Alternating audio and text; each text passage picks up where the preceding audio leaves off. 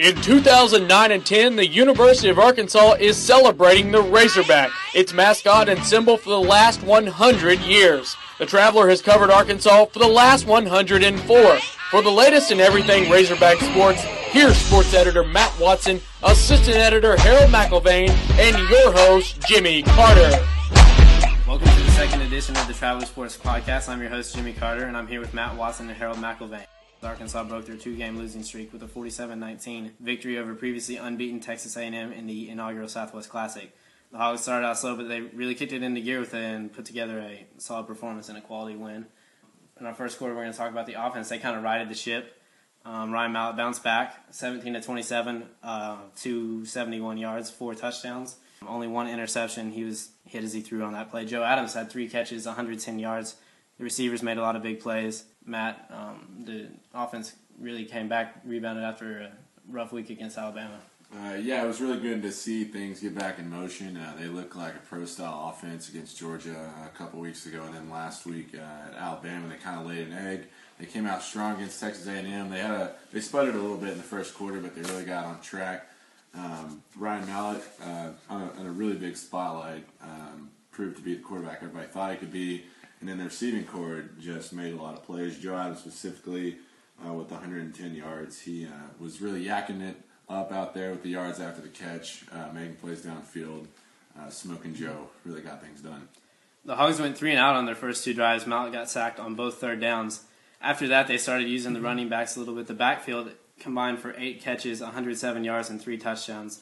Michael Smith led the team with 5 catches, 65 yards. How big of that was that for the Hogs to get the backfield involved in the passing game, Harold? It's a big impact for him. It took him a little bit to get to the wideouts, but Mallett said after the game he was talking about how the running backs were just wide open there with DeAnthony Curtis. He caught that touchdown pass. Broderick Green showed that power that Petrino's been wanting to see with that 8-yard touchdown run. And like you said, Mike Smith had 65 yards and a touchdown on that wheel route that he just went there, and there was no safety coverage over the top. Nobody was covering him at all. It was a pretty easy touchdown for him. The Hogs also ran for a season-high 163 yards, with 148 coming in the second half. Petrino talked about being able to pound the ball on Texas A&M in the second half. Raydal Meninguez started at tackle after Anthony Oden started against Alabama. Wade Grayson also started at weak guard. The Hogs ran the ball a lot more consistently this game. Yeah, it took them a little bit. The holes weren't there necessarily to begin with, but it seemed like things opened up a little bit. Broderick Green played he got 11 carries, but only had a long of 4. Mike Smith, he had 8 touches for 19, averaged 2.1. Ronnie Wingo was really important in there. He got 86 yards on just 4 carries, including a big 62-yard touchdown where he just kind of bobbed and weaved all the way downfield and ended up getting a big score. He's averaging 9.2 yards per carry on the season, and it looks like he's probably going to get more involved in the offense in the next few weeks. Yeah, Petrino talked about going back and watching the film and reviewing and seeing who all had played well running the ball, because they do have so many running backs depth-wise, and having to go back and review who's going to get the reps in the future. In our second quarter, we're going to talk about the defense. The Hogs held Texas A&M below their averages coming into the game. The Aggies had led the country in total offense. They were 4th in scoring offense. Arkansas held them under 100 yards, what their previous average was.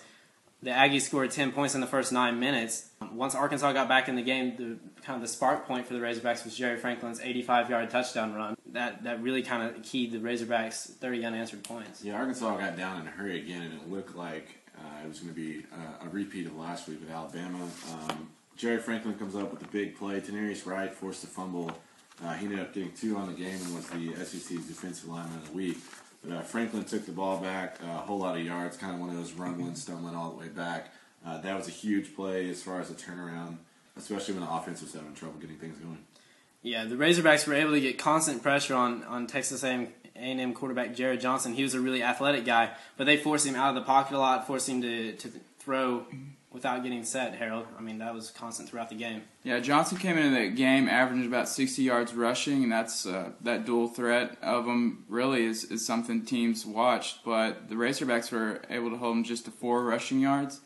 He ran a lot, but he ran a lot backwards. He wasn't gaining yards on him.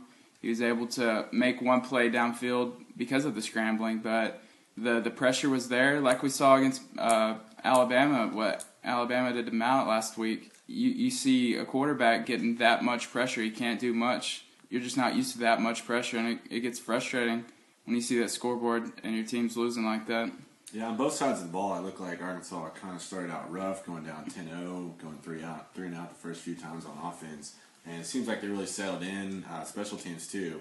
All the way around, they settled in on that big stage. I mean, this is a road game for both teams, in theory. The secondary still had some blown plays. They gave up a 60-yard touchdown catch to Brandon Jackson, a freshman wideout. And then another time at the end of the first quarter, the Aggies are up 10-7, and Ryan Tannehill, who would catch a touchdown pass later in the game, he dropped a wide-open pass across the middle that would have put A&M up 10 points to end the first quarter.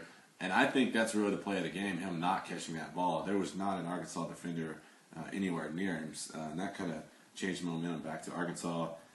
They scored 4 times in a row, Arkansas did after that, for a total of 30 unanswered points. Yeah, the A&M finished with 458 yards.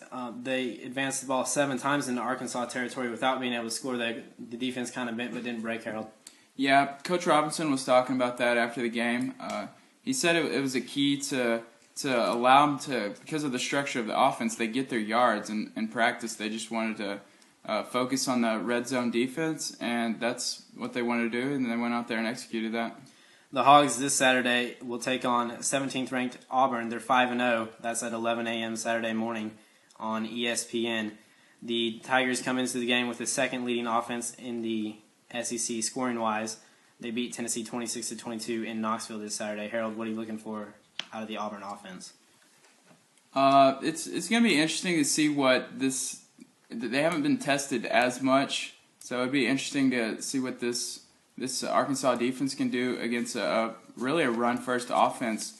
They have Ben Tate and Ontario McCaleb that have been having a pretty good season. McCaleb hasn't really ran well against a good defense this year, so it'd be interesting to see what McCaleb can maybe do against the Razorbacks.